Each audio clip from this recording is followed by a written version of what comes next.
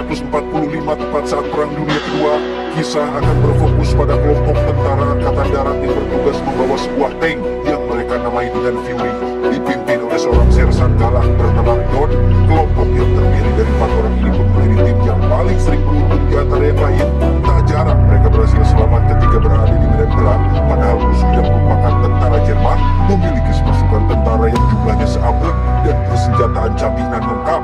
Namun dengan kemarahan alias Fury serta keyakinan dan kedisiplinan dan kesempurnaan cinta, semua itu berhasil mereka lewati seperti badai yang berlalu di pagi hari.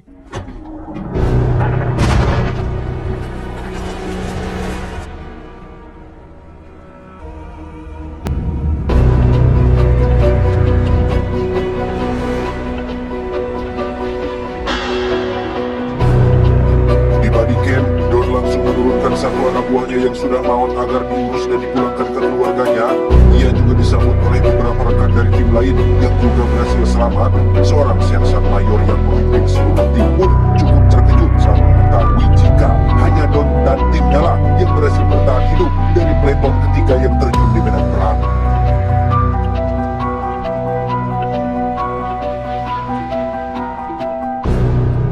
Yang menarik adalah di depan ketiga anak buahnya, Don selalu tampak tangguh dan sengaja menampakkan seperti itu untuk menjaga kestabilan mental dari timnya. Namun di belakang, Don hanyalah seorang laki-laki biasa yang juga mengalami goncangan mental dan merasakan takut akan kematian. Tak berapa lama, muncullah seorang tentara muda bernama Norman yang baru 3 bulan masuk militer. Ia ditugaskan oleh pimpinan untuk menjadi pengganti dari anak buah Don yang baru mati. Sempat ragu dan menolak menerimanya, Don tidak punya pilihan lain selain karena ini adalah perintah dari atasan. Norman pun mencoba berkenalan dengan 3 anak buah Don. Di antaranya ada Boyd, si teman dekat Optimus Prime, sekaligus orang paling kalem di antara yang lain. Gordo, si gerengsek yang berwajah Meksiko, dan Grady, si raja tega yang punya karakter paling rese di antara semuanya.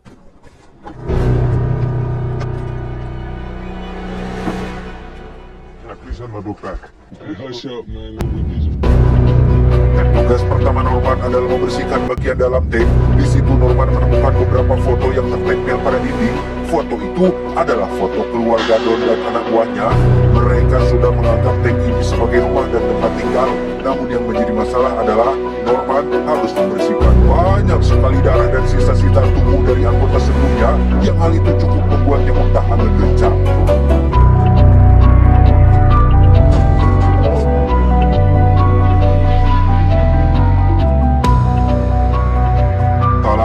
Don melihat satu tentara Jerman yang berhasil ditangkap dan akan diinterogasi.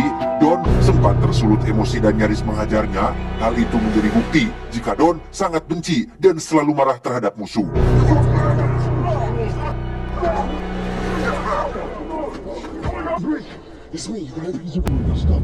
Don memberikan senjata api kepada Norman dan menyuruh Grady untuk mengajarinya. Don dan beberapa sersan lain dipanggil atasan untuk menerima tugas baru, yaitu mengambil alih sebuah kota sekaligus bertemu dengan anggota lain yang sudah ada di sana.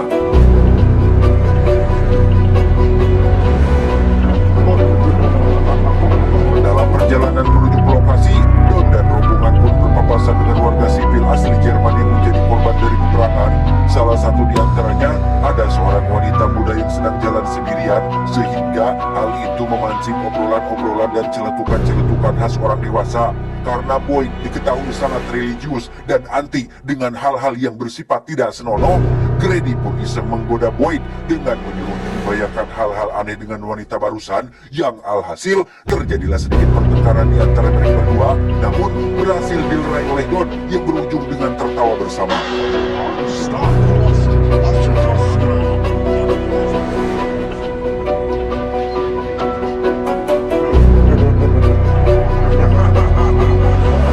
Saat melewati jalan setapak, Norman tak sengaja melihat tentara musuh yang berada di balik semak-semak.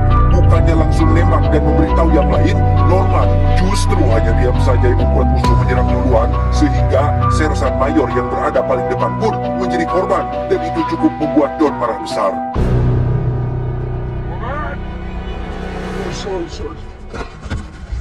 You got him out, Sergeant!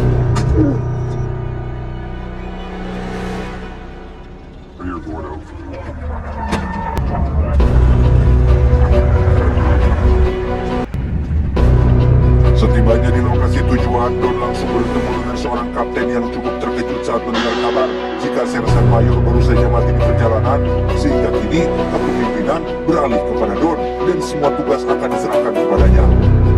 Miles, Sergeant Miles. Sir, get those Tugas Don adalah menyelamatkan pasukan si kapten yang katanya terjebak di zona musuh. Don diperingatkan jika misi penyelamatan ini akan sangat sulit. Selain harus memasuki area terbuka, musuh juga diketahui memiliki anti-tank alias kendaraan dan senjata yang dapat menembus tank-tank mereka, sehingga jika Don tidak apik dalam bekerja, maka misi ini sama dengan misi bunuh diri. You gotta pin down this field AMD. Right, Fox, man. Round up, press on, go, round up. Let's go,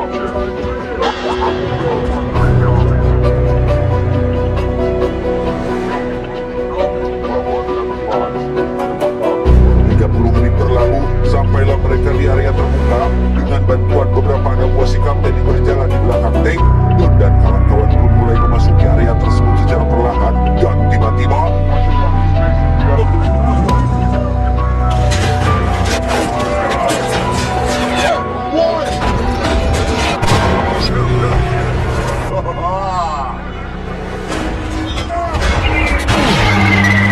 ya, ada tentara musuh yang bersembunyi di bawah tanah.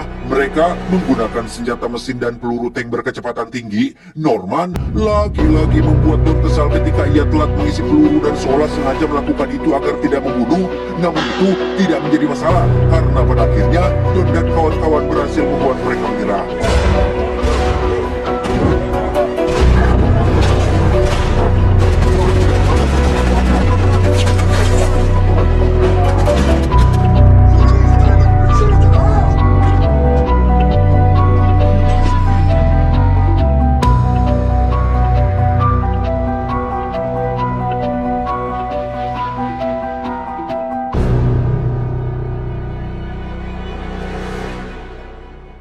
Selesai membantai habis semua musuh, ada satu tentara yang masih hidup dan memohon ampun untuk nyawanya. Melihat tentara itu, Don pun segera memanggil Norman keluar untuk diberikan semacam namanya semacam pendidikan mental, di mana Norman dipaksa untuk menghabisi tentara itu dengan tangannya, dan inilah yang terjadi.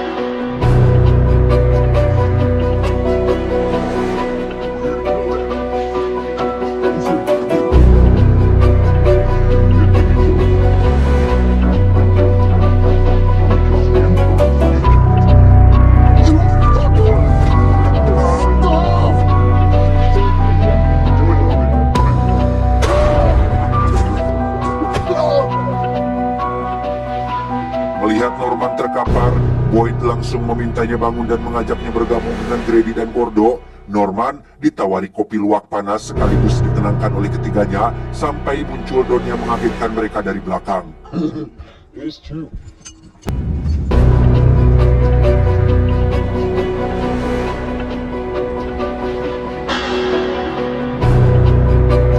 Setelah melanjutkan perjalanan selama kurang lebih 3 jam lamanya, sampailah Don dan pasukan di kota kecil yang dimaksud. Di saat mereka sedang menanyai seorang warga sipil yang ada di sana, tiba-tiba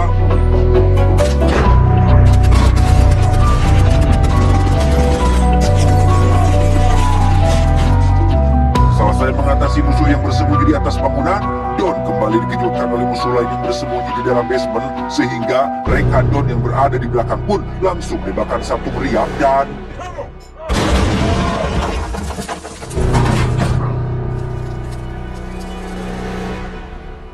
selesai dengan ketegangan barusan, sebagian tentara musuh yang masih tersisa pun akhirnya menyerahkan diri. Don dan kawan-kawan pun akhirnya bisa beristirahat sejenak dengan menikmati beberapa hal yang tersedia di kota kecil ini. Salah satunya adalah wanita, di mana Don dan Norman sendiri tak sengaja melihat seseorang yang bersembunyi di balik jendela dan memutuskan masuk ke sana untuk memeriksa.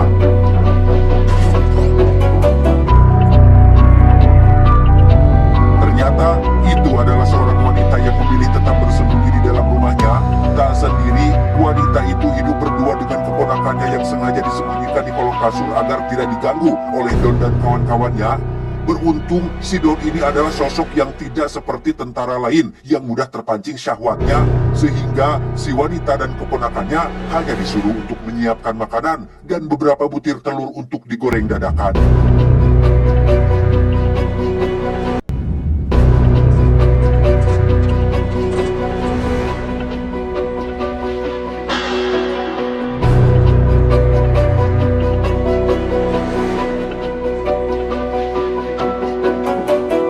Disangka Norman ternyata pandai bermain piano dan memainkan satu musik yang tersedia di sana.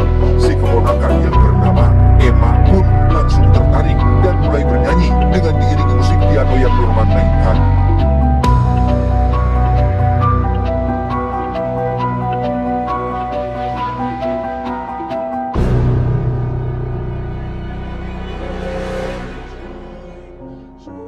Menyadari Norman dan Emma seumuran, Don pun menyuruh mereka berdua masuk ke kamar.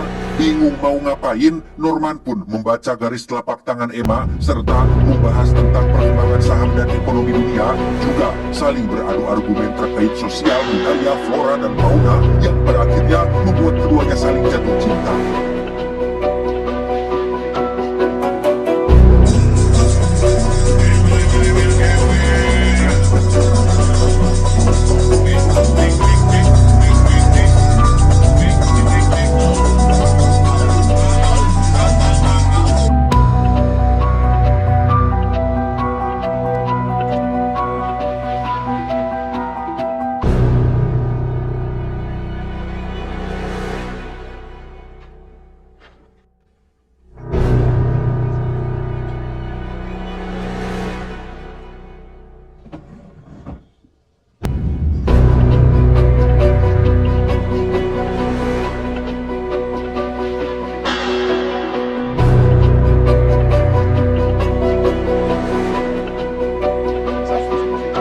Sejenak, Don bisa merasakan ketenangan dan kedamaian di tengah peperangan yang sedang terjadi.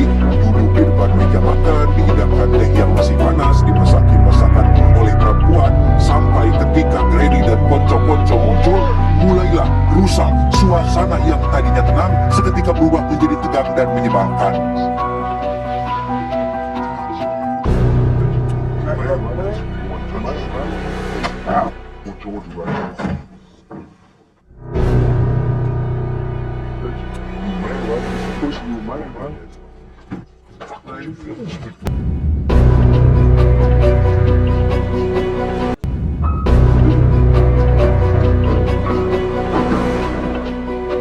Ketika Don menyuruh semua orang untuk duduk tenang sambil menikmati hidangan, Grady lagi-lagi bertindak menyebalkan dengan menjilati telur goreng milik Emma, sehingga Don harus menukarnya.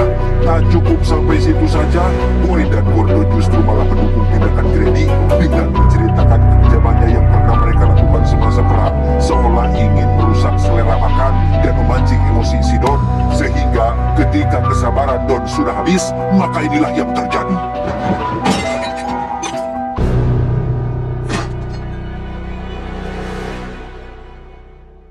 Tak lama, muncullah satu tentara yang memberitahu tentang misi mereka selanjutnya, di mana Norman sempat mencoba saling tukar alamat agar bisa mengirimkan surat, tapi keburu dicegah oleh Grady, yang tepat saat mereka semua akan berangkat, musuh menembakkan satu serangan dadakan yang tepat mengenai bangunan tempat Emma dan bibinya tinggal.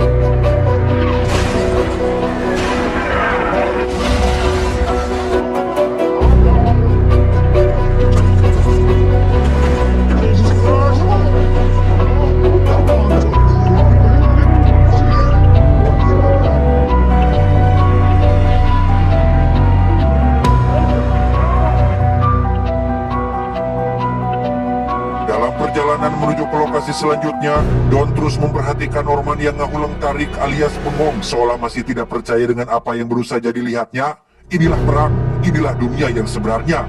Norman terlalu memakai ruang perasaan dalam hal ini, padahal dalam menghadapi berbagai urusan duniawi, kita dituntut untuk memakai ruang akal agar tidak menimbulkan kegelisahan dan kekecewaan yang mendalam.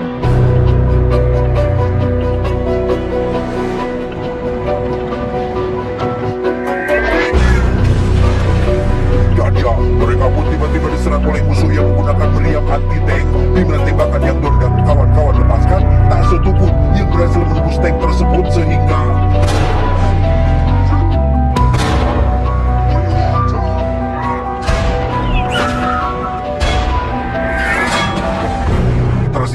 tank lagi, yaitu tanknya Don dan tanknya si Samsul. Mereka memakai strategi menyebar untuk membuat musuh kebingungan. Akan tetapi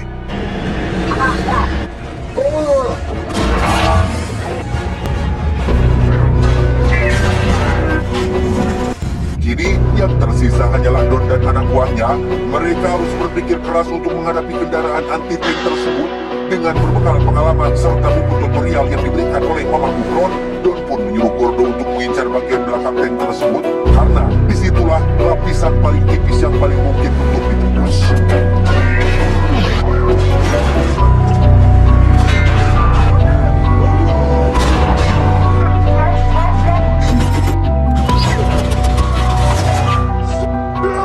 Setelah musuh tumbang, Norman akhirnya bisa dihargai oleh semua orang berkat tindakannya barusan yang sudah berani melepaskan tembakan sekaligus kali pertama dia bunuh orang. Selesai dengan itu, Don tidak langsung balik kanan, melainkan tetap melanjutkan perjalanan menuju ke lokasi misi selanjutnya.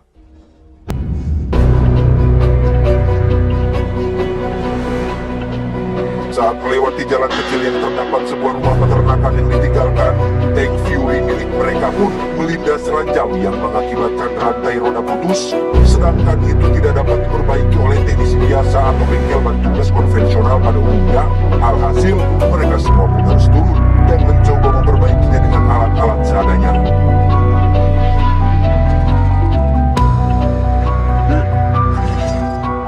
Karena wilayah ini berada di tengah jalur yang biasa dilalui oleh musuh, Norman pun ditugaskan pergi ke bukit untuk mengamati pergerakan dari kejauhan. 1 jam menunggu, duduk dan makan sambilan, ia tiba-tiba mendengar suara langkah kaki dalam jumlah yang banyak dan ternyata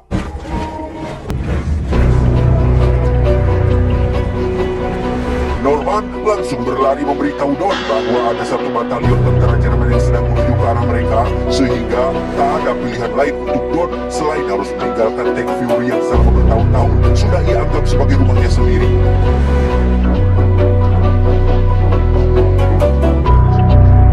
Alih-alih segera kabur meninggalkan lokasi tersebut, Don justru malah naik ke atas tanknya dan menyuruh yang lain untuk segera pergi berlindung. Don bukanlah pria lemah yang setahun 2 tahun mengalami hal buruk dan mengerikan. Tank Fury yang ia naiki sekarang bukan hanya mesin rongsokan sembarangan, melainkan sudah ia anggap sebagai simbol dari perjuangan. Sekalipun nyawa taruhannya, Don akan tetap bertahan sampai titik darah penghabisan. Melihat Don yang penuh ketegaran, Norman yang notabene adalah orang baru pun memilih untuk bertahan menemani Don, disusul oleh yang lain yang juga sama-sama ikut bertahan di dalam tank ini.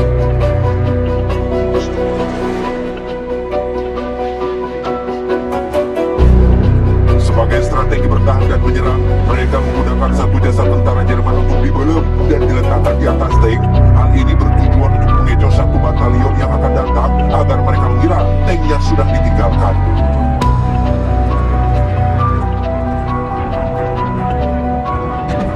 Dengan sisa amunisi yang tersisa, sebenarnya mustahil untuk mereka bisa menghadapi 1 batalion tentara musuh ini. Namun dengan keyakinan kuat serta sebotol minuman, Don dan kawan-kawan pun tetap nekat melanjutkan rencana ini.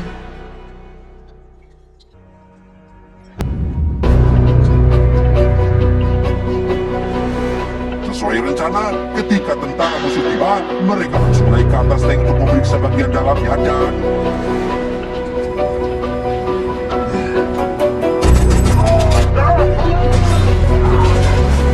bermodalkan peluru meriam dan senapan mesin yang dipegang oleh Norman, mereka semua pun mulai membabi buta menembaki semua orang. 1 batalion tentara Jerman pun kalah kabut menghindari serangan yang mendadak tersebut.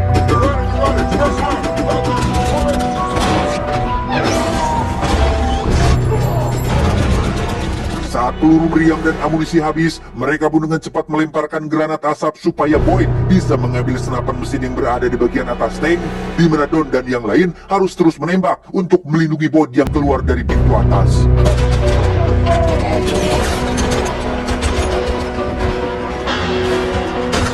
Setelah senapan mesin berhasil dipindahkan, tentara musuh pun mulai meningkatkan serangan dengan akan memakai peluncur rudal anti-tank, di mana tentara tersebut menembakkannya dari bagian samping sehingga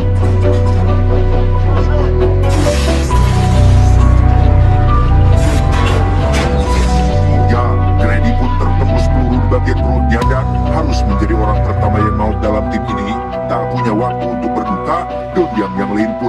ditembak sampai akhirnya semua amunisi habis tak tersisa.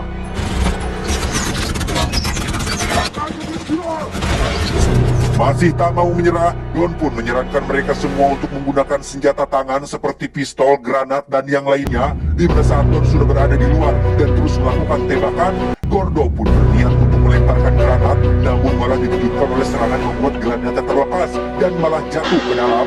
Sehingga menyadari granatnya akan meledak, Gordo pun dengan cepat mengambilnya dan mengorbankan dirinya sendiri demi untuk keselamatan Norman.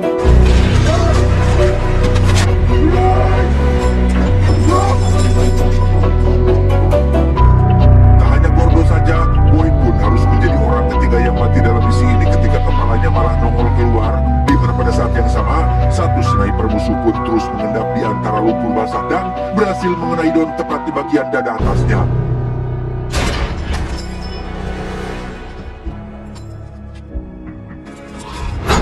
Tersisa Don dan Norman saja. Di luar, pihak musuh mulai mendekat dan menaiki tank tersebut. Norman tampak sangat ketakutan dengan situasi ini. Hal itu disadari betul oleh Don yang meminta Norman untuk jangan pernah menyerahkan diri karena itu justru akan lebih menyakitkan dan mengerikan.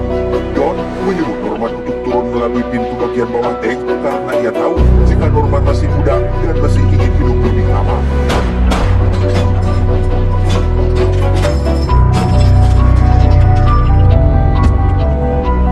Saat Norman sudah keluar, Don pun mati oleh meledak yang musuh lemparkan ke dalam. Di mana saat Norman sedang berbaring dan pura-pura mati, satu tentara muda Jerman pun memergoki hal itu. Namun luar biasanya, berkat pertolongan Tuhan, dia membiarkan Norman tetap di sana dan tidak memberitahu rekan-rekannya.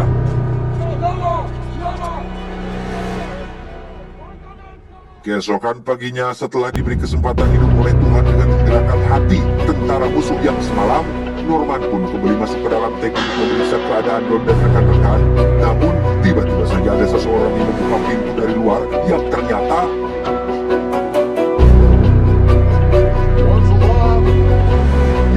itu ternyata adalah tentara Amerika yang datang untuk menyelamatkan Norman. Sehingga setelah semua ketegangan dan mimpi buruk ia lalui, Norman pun mendapat pengalaman dan pelajaran berharga bahwa lain kali jika mau perang, bawalah amunisi yang banyak agar tidak kehabisan saat berada di lapangan. Tamat, ending yang cukup mengnormankan.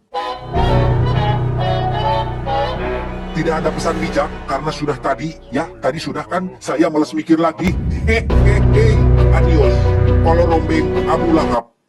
Cuau, cuau, cuau.